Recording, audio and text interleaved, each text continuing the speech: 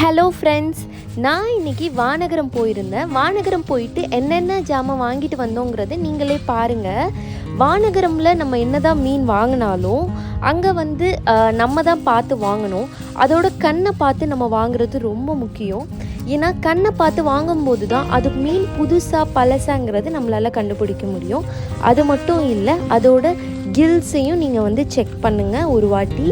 வாயையும் நீங்கள் பாருங்கள். பெரிய மீனாக இருந்தால் வாயையும் பாருங்கள். எதுவும் பழைய மீனாக இருந்தால் அதில் அழுகுனது இல்லைன்னா தெரிஞ்சிடும் உங்களுக்கு பார்க்கும்போது.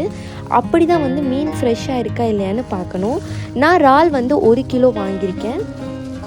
1 கிலோ 250 ரூபாய்க்கு வாங்கினேன். இப்போ மீன் சீசன் இல்லை அப்படிங்கிறதுனால அவ்வளோ ஒன்றும் பெருசாக அங்கே இல்லை. மற்ற நேரங்களில் நான் போய் வாங்கும்போது இதை விட நிறையாவே இருக்கும். அதுக்கப்புறம் 1.5 கிலோ 300 ரூபாய்க்கு சங்கரா மீன் வாங்கியிருந்தேன். எல்லாமே ரோஸ்ட் பண்ணுறதுக்காக வாங்கியிருந்தேன்.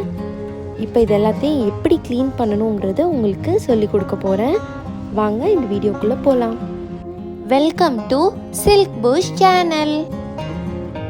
எறா க்ளீன் பண்ணுறது ஈஸின்லாம் நான் உங்கள்கிட்ட சொல்ல மாட்டேன். எறா க்ளீன் பண்ணுறது ரொம்பவே நேரம் எடுக்கும். ஏன்னா எறா க்ளீன் பண்ணுறது ரொம்ப மைன்யூட்டான ப்ராசஸ். இதுக்கு எப்படின்னா நீங்கள் ஃபஸ்ட்டு தலையை பிச்சுக்கணும்.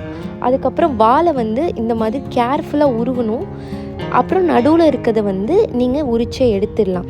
இது பெரிய எறாவாக இருந்தால் ஈஸியாக நான் பண்ண மாதிரி பண்ணிடுவீங்க. இதே குட்டி குட்டி எறாவாக இருக்கும்போது இறால் பிஞ்சிரும். எப்போவுமே எறாலில் இந்த பின்னாடி பார்த்திங்கன்னா ஒரு கருப்பாக குடல் இருக்கும். அதை பாருங்கள், இருந்துச்சுன்னா எடுங்க. சில இதில் அதுவே நம்ம உரிக்கும் போதே வெளியே வந்துடும். ஸோ நீங்கள் இப்படி தான் பண்ணணும். ஆனால் சப்போஸ் நீங்கள் சின்ன எறாவாக இருந்தால் இந்த மாதிரி உங்களுக்கு பிஞ்சிரும்.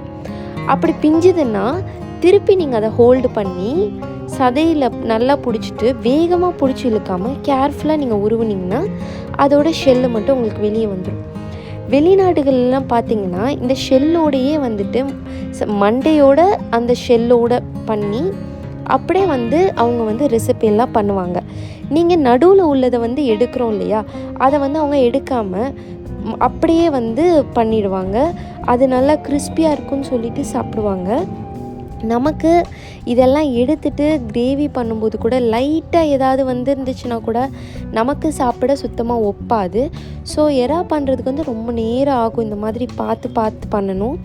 இது ரொம்ப தண்ணியில் ரொம்ப ஊறி போயிடுக்கு. அதனால ஐஸில் ரொம்ப நாள் இருந்திருக்கும் போல். அதனால தான் இந்த மாதிரி உரிக்கும்போது வரமாட்டேங்குது. இப்போ நான் அந்த கருப்பு எடுத்தேன் பார்த்திங்களா, அந்த மாதிரி தான் நீங்களும் கருப்பு எடுக்கணும். இந்த மாதிரி நம்ம இந்த 1 கிலோ எறாவை ஃபுல்லாக பண்ணணும். என்ன தான் நம்ம 1 கிலோ வாங்கியிருந்தாலும் இது எல்லாம் ரிமூவ் பண்ணதுக்கப்புறம் நமக்கு 500 கிராம்ஸ் கூட வராது ஆக்சுவலாக.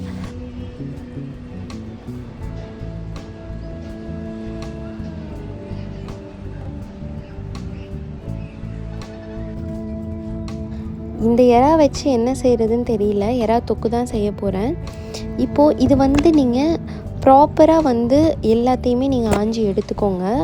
இதுக்கு கரெக்டாக நான் பண்ணி முடிக்கிறதுக்கு 45 மினிட்ஸ் ஆகுச்சு.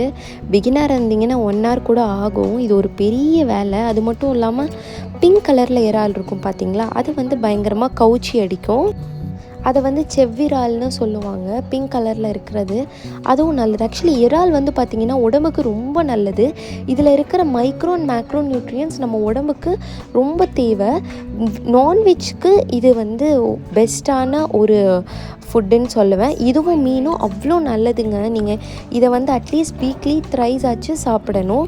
எறா வாங்க முடியலன்னா கூட நீங்கள் மீன் கண்டிப்பாக சாப்பிடணும். இருக்கிற நான்வெஜ்ஜிலே மிக சிறந்தது பார்த்திங்கன்னா மீன் தான். அதில் இருக்கிற ஃபேட்டி ஆசிடாக இருக்கட்டும், நியூட்ரியன்ஸாக இருக்கட்டும், நம்ம உடம்புக்கு அவ்வளோ ஹெல்ப். மெயினாக ப்ரெக்னென்ட் லேடிஸ்க்கும் கூட. அவ்வளோதான் ஃப்ரெண்ட்ஸ். இந்த இறால் எல்லாமே நம்ம கழுவியாச்சு.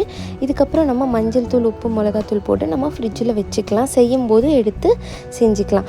அவ்வளோதான் ஃப்ரெண்ட்ஸ். இப்படி தான் நீங்கள் இறால் க்ளீன் பண்ணணும். இந்த வீடியோ உங்களுக்கு பிடிச்சிருக்குன்னு நினைக்கிறேன். இந்த வீடியோ பிடிச்சிருந்துச்சுன்னா மறக்காமல் லைக், ஷேர் அண்ட் சப்ஸ்கிரைப் பண்ணி எனக்கு சப்போர்ட் பண்ணுங்கள். நெக்ஸ்ட் வீடியோவில் உங்களை பார்க்குறேன். Until then, bye from Ramiza. Assalamu alaikum wa rahmatullahi wa barakatuhu. Thanks for watching this video.